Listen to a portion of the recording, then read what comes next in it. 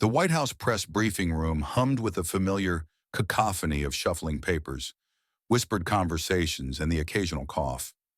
Journalists from every major network sat shoulder to shoulder, their laptops open and fingers poised above keyboards, ready to capture the next headline-worthy moment. The room's blue backdrop and presidential seal gave the space an air of authority, though today it felt particularly charged with anticipation. Donald Trump stood at the podium, his presence commanding as always. His signature red tie contrasted sharply against his dark suit, and his hands moved with practiced precision as he addressed the crowd. He had been speaking for nearly 20 minutes about economic policies, border security, and upcoming international negotiations. The usual topics that filled these briefings. The economy is seeing unprecedented growth. Folks, tremendous growth. The numbers, and these are real numbers, not fake news, show we're doing better than ever before, Trump declared, his voice carrying confidently through the room. The reporters nodded, some scribbling notes, others maintaining expressions of professional neutrality. It was, by all accounts, a standard press briefing, polished, controlled, and largely predictable. What no one could predict, however, was the presence of 7-year-old Emma Marshall, sitting quietly beside her mother, Catherine, a junior reporter for a small Midwestern newspaper. Catherine had never brought her daughter to a briefing before, but a last-minute childcare cancellation had left her with no alternative. She had whispered strict instructions to Emma as they entered the White House. "Stay quiet, don't fidget, and please, please don't draw attention to yourself." Emma had nodded solemnly, her chestnut pigtails bobbing with the movement. She wore her favorite blue dress with tiny white stars, chosen specifically because it looked presidential, and clutched a small, well-worn notebook in her hands. It was a gift from her late father, a pastor who had passed away the previous year after a brief battle with cancer. Inside, she had carefully written questions that she thought important. Questions about life, about the world, and about God. As Trump continued speaking about trade negotiations, Emma's attention wandered. The grown-up talk failed to hold her interest, and she began to flip through her notebook, her small fingers tracing the words she had written in her careful, childish script. Her eyes lingered on a particular question, one she had written the night after her father's funeral, when her heart felt too heavy for her small chest to contain. "What does God mean to you?" It was a question her father had often posed during his Sunday sermons, encouraging his congregation to reflect on their personal relationship with faith. Emma had always wondered how different people might answer it, especially important people like the president. Trump's voice rose as he addressed a particularly pointed question about healthcare policy. "We're going to have the best healthcare, the absolute best, better than anything you've seen before. Next question." He pointed to a reporter in the third row, but before the journalist could speak, a small voice cut through the air. "Mr. President," Emma called out, her voice startlingly clear despite its softness. "What does God mean to you?" The room fell suddenly, completely silent. Catherine's face drained of color as she realized what her daughter had done. She reached for Emma's arm, but it was too late. The question had already been asked, and every head in the room had turned toward the small girl with pigtails and a serious expression. Trump paused, his finger still pointed midair. His expression shifted from momentary confusion to recognition as he identified the source of the question. For a man accustomed to fielding hardball questions about policy, scandals, and political maneuvers, this simple, profound query seemed to catch him entirely off guard. The press secretary moved forward, clearly intending to intervene, but Trump raised his hand slightly, stopping her advance. He lowered his arm and regarded Emma with an intensity that made several reporters shift uncomfortably in their seats. The usual rapid-fire cadence of his speech was noticeably absent as seconds ticked by without a response. That's not really what we're here to discuss today," he finally said, his tone lacking its usual confident edge. "We're talking about policy and—" "Please, Mr. President," Emma persisted, ignoring her mother's mortified whisper to be quiet. "My daddy always said it's the most important question anyone can answer." A murmur rippled through the press corps. This was unprecedented, a child interrupting a presidential briefing to ask about faith.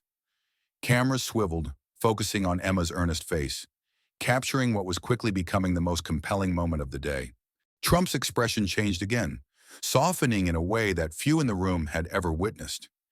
He leaned slightly against the podium, his knuckles whitening as he gripped its edges. "What's your name, young lady?" he asked, his voice uncharacteristically gentle. "Emma," she replied without hesitation. "Emma Marshall."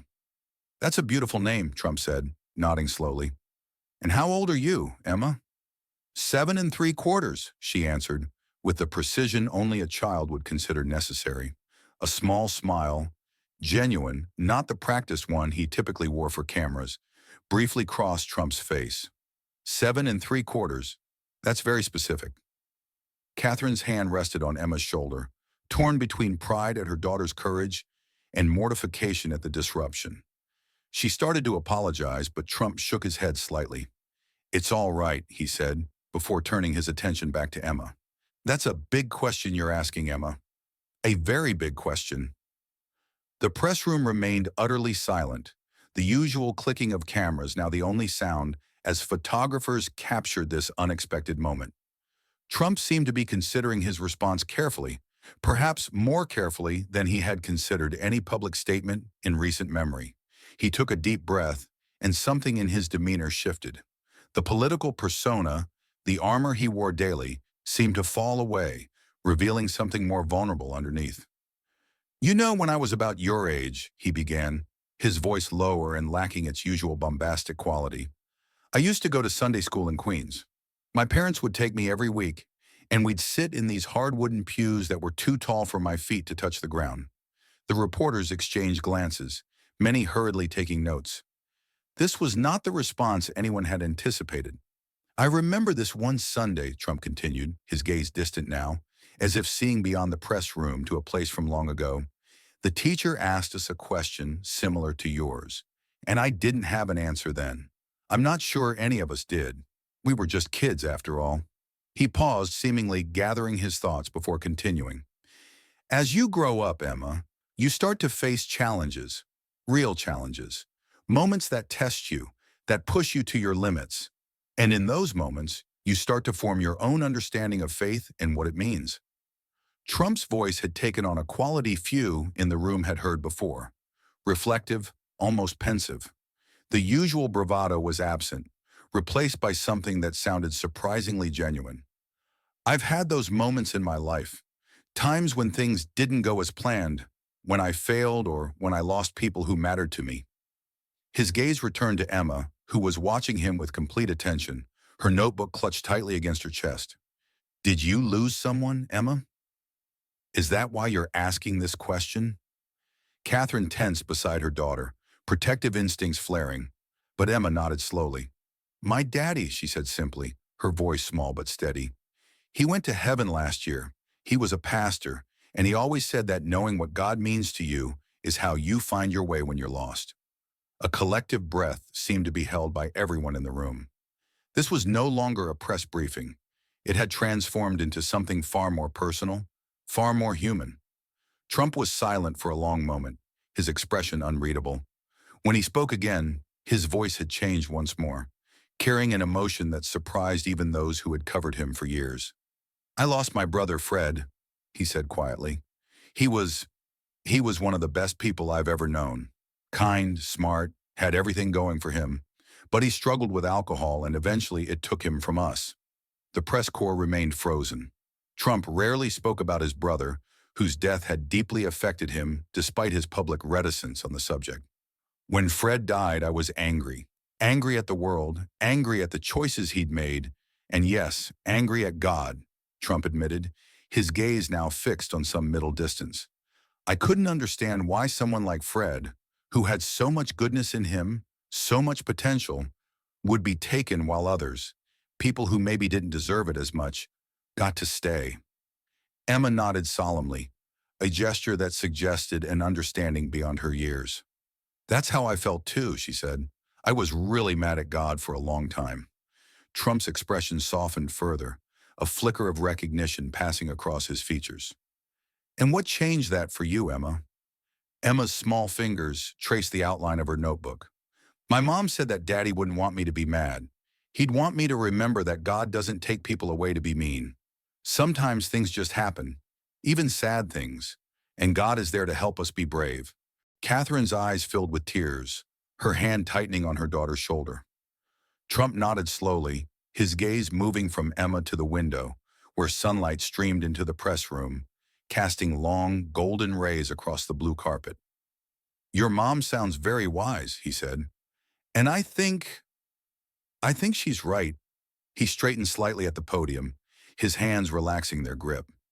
"For a long time after Fred died, I threw myself into work. I built buildings, made deals, created this whole empire."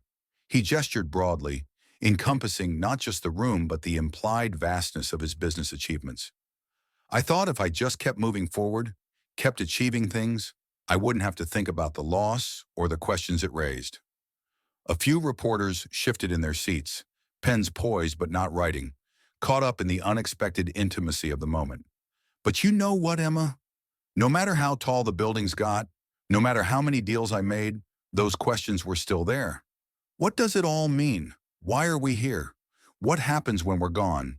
And yes, what does God mean in all of this?" Trump's voice had taken on a candid quality that made even the most cynical reporters in the room lean forward slightly. "I'm not going to stand here and pretend I have it all figured out," he continued, a statement so uncharacteristically humble that several journalists exchanged surprised glances. "Faith is complicated. It's personal. But I'll tell you what I've come to believe." He paused, and the room seemed to hold its collective breath. "God, to me, is the reminder that there's something bigger than ourselves, bigger than our successes, bigger than our failures. He's the voice that tells us to get back up when we fall, to keep going when the path seems impossible."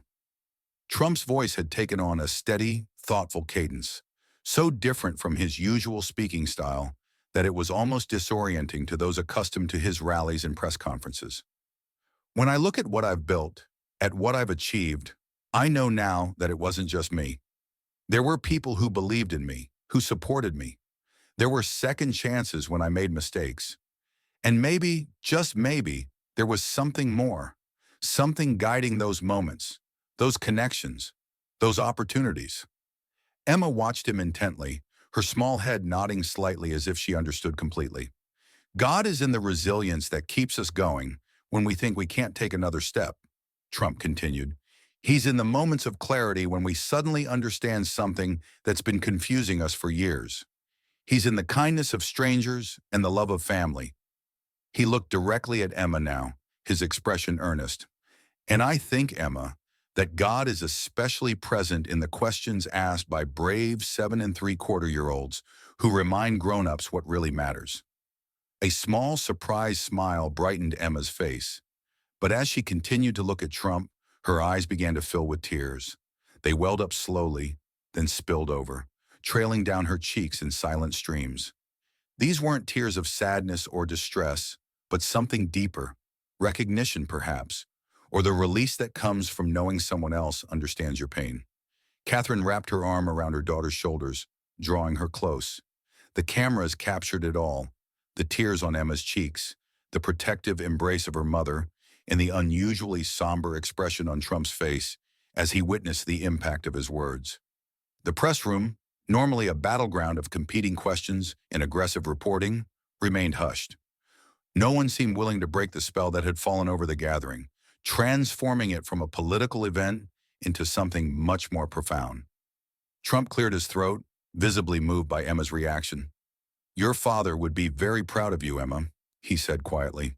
"It takes courage to ask the questions that matter, especially in a room full of adults who've forgotten how to ask them." Emma wiped at her tears with the back of her hand, nodding.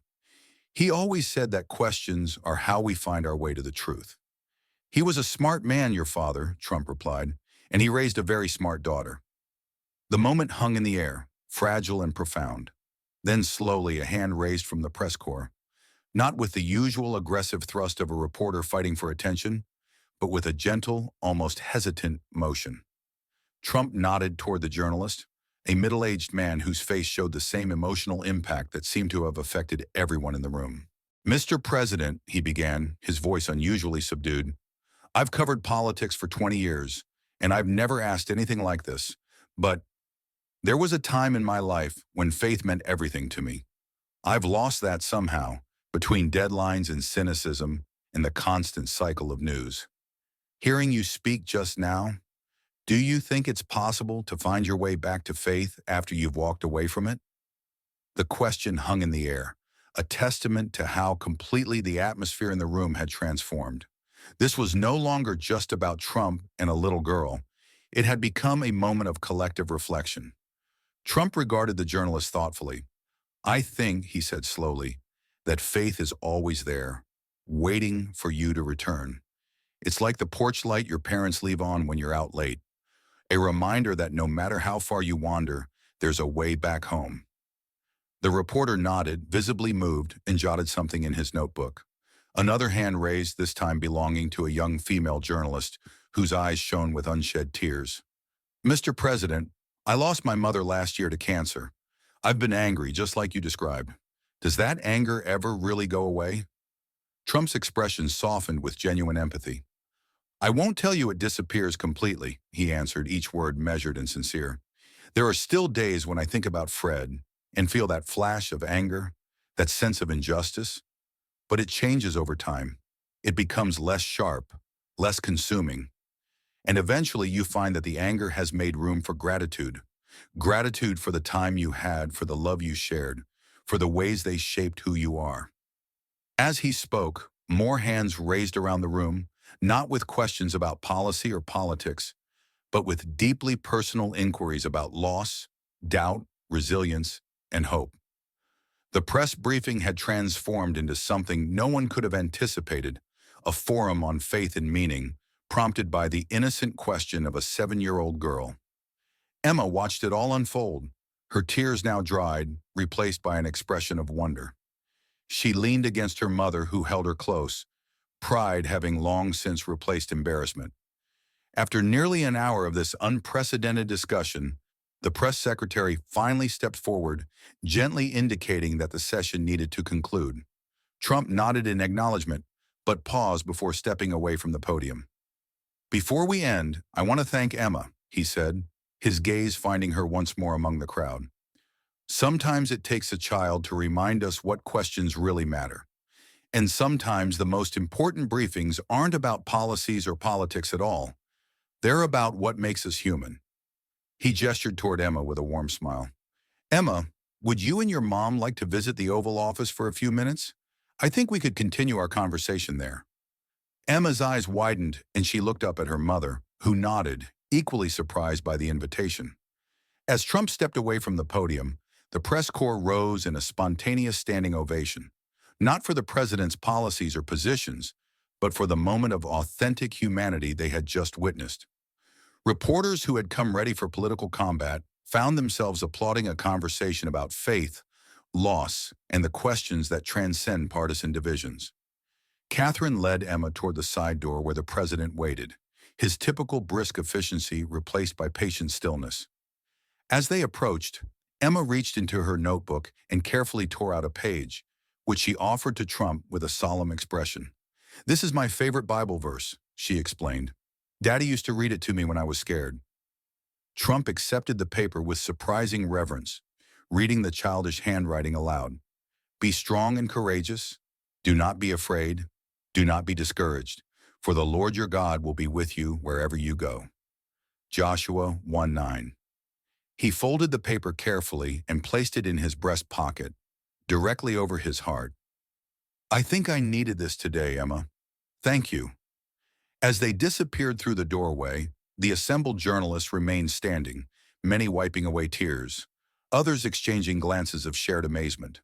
The cynicism that typically permeated the room had been temporarily displaced by something rarely found in political spaces: authenticity, vulnerability, and the recognition of shared humanity. Outside the press room, as news of the extraordinary briefing spread through social media and breaking news alerts, millions of Americans paused their daily routines to watch the footage. In living rooms and offices, on smartphones and television screens, people witnessed the unexpected moment when politics gave way to something more fundamental. A conversation about the questions that unite us all, regardless of our differences. And it had all begun with a simple question from a 7 3/4-year-old girl who had reminded everyone including the President of the United States, that sometimes the most powerful words aren't found in policy speeches or campaign promises, but in the innocent inquiries of a child seeking to understand the world her father had left behind. In the Oval Office, away from the cameras and reporters, Trump knelt down to Emma's level, their conversation continuing in private. Two humans connected not by politics, but by the universal experience of loss, the search for meaning, and the enduring power of faith to guide us through our darkest moments. Catherine watched as her daughter spoke animatedly with the president, explaining her father's favorite Bible stories and asking questions that most adults would never dare to pose. In that moment, the office, with all its power and history, faded into the background, overshadowed by the simple, profound connection between a man who had built an empire and a little girl who had found the courage to ask what truly mattered. As the afternoon sun cast long shadows across the presidential seal woven into the carpet, Emma's voice filled the historic room with the kind of wisdom that can only come from a heart both broken and healing. A reminder that sometimes the most important press briefings aren't the ones that make headlines, but the ones that make us reflect on what it means to be human in a world where both joy and sorrow shape our understanding of faith, hope, and the divine presence that guides us through it all. And as news channels across the nation replayed the moment when tears flowed freely in the White House press room, viewers found themselves unexpectedly moved by the sight of a president speaking not as a politician, but as a fellow traveler on the complicated journey of grief and faith, all because a small girl had found the courage to ask the question that mattered most to her heart.